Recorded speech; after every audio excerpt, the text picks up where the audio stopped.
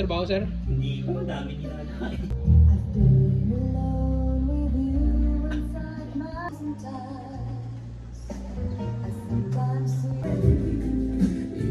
Bulot nga si Yuri. Kasi sabi ni Yuri, yung asa palaro mo, nautay daw. Pinilip ko yun, nakonsider niya, ano raw, tumigil daw, ang paglaro doon sa kanya maliit. Lang.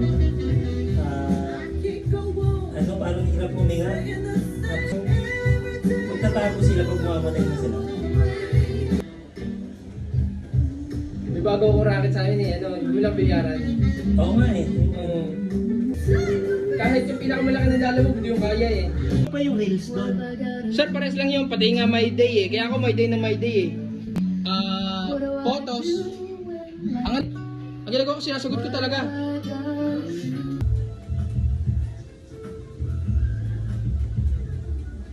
Yung puti, putis na yan.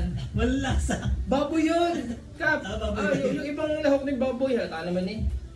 Nung binili ko, tinikpa ko, walang lasa. Hindi ko na. Hindi kasi, alam mo naman lasa ng baka, di ko. Ano ba yun? Yung nagbala kami, yung Moon Cafe ba? Hmm. Pupunta kami, doon punuan naman pala lagi. Para, hindi nyo na-enjoy. Hindi kami nakaupo. Walang ano, 2 beses kang pumunta, puro puno. Meron nga sila doon bayad, sir. Parang ang management doon, bumili kami ng siomay. Sumakay kami sa sakyan, alis na kami. Uters na yan.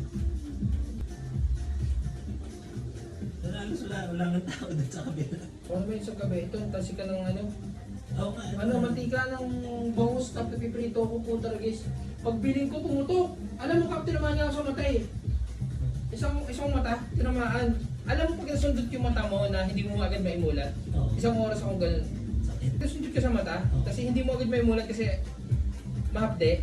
Sobrang init naman di ka. Sobrang init ang mata po nangyari. Oo. Tapos ano nga agad.